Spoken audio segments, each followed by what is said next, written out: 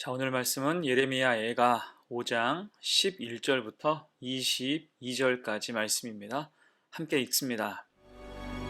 대적들이 시온에서 부녀들을, 유다 각 성읍에서 처녀들을 욕보였나이다. 지도자들은 그들의 손에 매달리고 장로들의 얼굴도 존경을 받지 못하나이다. 청년들이 맷돌을 치며 아이들이 나무를 치다가 엎드러지우며, 노인들은 다시 성문에 앉지 못하며 청년들은 다시 노래하지 못하나이다. 우리의 마음에는 기쁨이 그쳤고 우리의 춤은 변하여 슬픔이 되어 싸우며, 우리의 머리에서는 면류관이 떨어져 싸우니, 오호라, 우리의 범죄 때문이니이다. 이러므로 우리의 마음이 피곤하고, 이러므로 우리 눈들이 어두우며, 시온산이 황폐하여 여호가 그 안에서 노나이다. 여호와여, 주는 영원히 계시오며 주의 보좌는 대대에 이르나이다. 주께서 어찌하여 우리를 영원히 잊으시오며 우리를 이같이 오래 버리시나이까? 여호와여, 우리를 주께로 돌이키소서. 그리하시면 우리가 주께로 돌아가겠사오니, 우리의 날들을 다시 새롭게 하사 옛적 같게 하옵소서. 주께서 우리를 아주 버리셨사오며 우리에게 진노하심이 참으로 크시니이다. 예레미야의 남은 비전과 소망이란 제목으로 말씀 증거하겠습니다. 예레미야 애가는 생생한 심판의 기록이면서 죄의 백서예요. 심판이 임한 후 당하게 된 그 처참함과 참담함을 통해서 오히려 죄를 하나하나 진실하게 고백하는 것입니다. 그러면 예레미야는 왜 이렇게 구체적으로 죄를 고백하고 나열하면서 하나님 앞에서 호소할까요? 가장 중요한 이유는 하나님의 긍휼을 얻기 위함이었습니다. 그런 의미에서 오늘 예레미야 애가 마지막 부분을 통해서 그 힘겨운 시절 예레미야의 남은 비전과 소망이 무엇인지 두 가지로 생각해 봅니다. 첫 번째, 하나님의 긍휼이에요. 19절로 20절 봅니다. 여호와여, 주는 영원히 계시오며 주의 보좌는 대대에 이르나이다. 주께서 어찌하여 우리를 영원히 잊으시오며 우리를 이같이 오래 버리시나이까? 지금 예레미야는 간절히 호소하지요. 하나님, 우리를 영원히 잊으시는 겁니까? 오래 버리실 겁니까? 이제 이 심각한 재난의 상황을 그만 돌이켜 달라는 것입니다. 그러면서 지금 당하는 고통과 고난을 열거하고 있어요. 중요한 것은 이 고통에서 자유로운 사람은 단 한 명도 없다는 것입니다. 11절 봅니다. 대적들이 시온에서 부녀들을, 유다 각 성읍에서 처녀들을 욕보였나이다. 여성들이 유린당한다는 거죠. 끔찍한 폭력의 상황에 놓였지만 도와줄 사람도 없었습니다. 또 12절 보세요. 지도자들은 그들의 손에 매달리고 장로들의 얼굴도 존경을 받지 못하나이다. 지도자와 장로들이 학대당합니다. 때때로 공개 처형을 당할 정도였어요. 그들이 존경받지 못하고 아무런 영향력도 없음을 보여줍니다. 그리고 14절 보세요. 노인들은 다시 성문에 앉지 못하며 청년들은 다시 노래하지 못하나이다. 노인들은 지금껏 성문 앞에 앉아서 여러 인생의 어려운 문제를 조언해주는 역할을 했습니다. 그것이 노인이 가진 명예였고 역할이었죠. 하지만 이게 다 사라졌다는 거지요. 남은 건 불에 타서 을씨년스럽게 남아버린 빈 성문뿐이었습니다. 또한 청년들은 그 젊음을 발산할 어떤 기회도 가질 수 없었어요. 패기도 없고 소망도 없지요. 오직 숨죽여서 노역을 감당해야 되는 처지였습니다. 그러니까 모든 백성이 이런 전쟁의 참상과 고통을 겪게 됐다는 것입니다. 그래서 이 모든 고통을 한 문장으로 요약한다면 15절 이하와 같아요. 우리의 마음에는 기쁨이 그쳤고 우리의 춤은 변하여 슬픔이 되어 싸우며 우리의 머리에서는 면류관이 떨어져 싸우니 오호라, 우리의 범죄 때문이다. 아멘. 기쁨이 다 그쳤고 춤이 변해서 슬픔이 됐습니다. 영화와 영광은 모두 말라버렸고 면류관은 떨어졌어요. 왜일까요? 오호라 우리의 범죄 때문이니다. 이 모든 게 죄로 인한 심판, 이게 참상이고 현실이라는 것입니다. 그래서 더 탄원하지요. 20절에서 주께서 어찌하여 우리를 영원히 잊으시오며 우리를 이같이 오래 버리시나이까. 여러분, 이게 예레미야의 믿음이에요.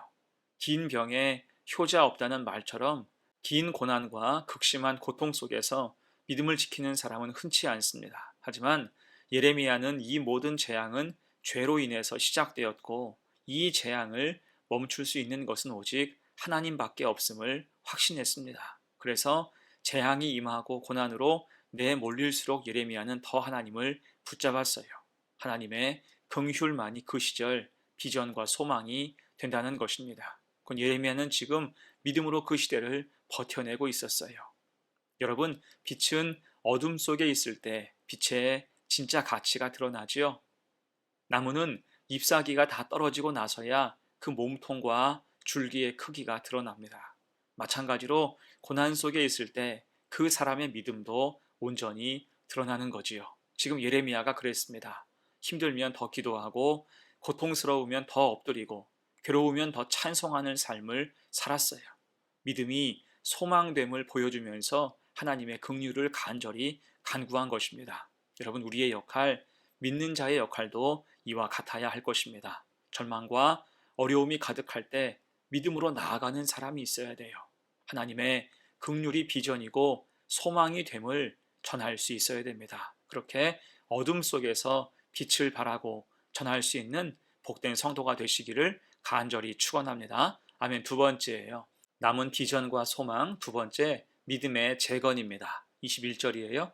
여호와여 우리를 주께로 돌이키소서. 그리하시면 우리가 주께로 돌아가겠사오니 우리의 날들을 다시 새롭게 하사 옛적 같게 하옵소서. 아멘. 자, 여러분, 이것이 진짜 예레미야의 속마음이면서 예레미야 애가를 전체 정리하는 말씀이에요.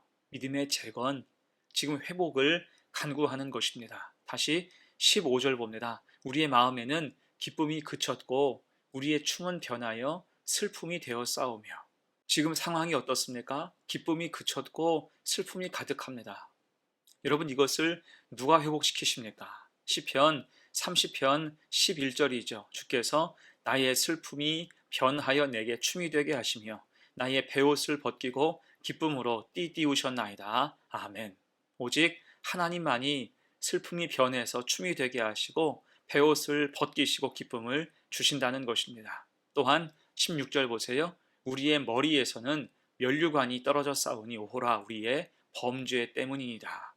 죄악으로 인하여 떨어진 면류관, 누가 회복하실 수 있습니까?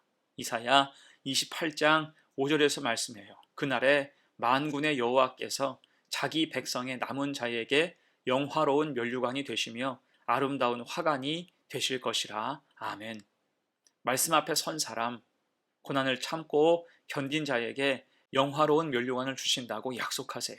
이것을 지금 예레미야는 확신하는 것입니다. 곧 지금 예레미야는 온전한 회복을 구하고 있지요. 다시 21절 끝부분 보세요. 우리의 날들을 다시 새롭게 하사 옛적 같게 하옵소서. 여러분, 이것은 단순한 삶의 회복뿐 아니라 믿음의 회복을 원하는 의미의 말씀이에요. 언약궤가 처음 예루살렘에 들어올 때를 기억해 보십시오. 사무엘하 6장 15절이죠. 다윗과 온 이스라엘 족속이 즐거이 환호하며 나팔을 불고 여호와의 궤를 메어오니라. 아멘. 다윗이 그 백성과 함께 춤추며 찬양했어요. 큰 기쁨이 가득했죠. 전심으로 찬양했습니다. 또한 성전을 지은 후 언약궤를 성전으로 옮길 때를 생각해 보십시오. 열왕기하 8장 10절 이하 말씀이죠. 제사장이 성소에서 나올 때의 구름이 여호와의 성전에 가득함에 제사장이 그 구름으로 말미암아 능히 서서 섬기지 못하였으니 이는 여호와의 영광이 여호와의 성전에 가득함이었더라. 아멘. 영광이 가득했어요. 놀라운 것은 이때가 바로 이스라엘의 최전성기였다는 것입니다. 곧 하나님을 가장 뜨겁게 예배할 때 그때가 민족의 전성기였어요. 지금 예레미야가 말하고 있는 옛적은 바로 이때를 의미하는 것입니다. 단지 해방과 어떤 부강함을 구하는 게 아니라 다시 하나님을 향하는 민족이 되게 하소서, 믿음이 회복되게 하소서, 다시 하나님을 향한 기쁨과 영광이 가득하기를 소망하는 것입니다. 여러분, 우리도 그렇습니다. 가장 우선하여 회복될 것은 우리의 믿음이죠.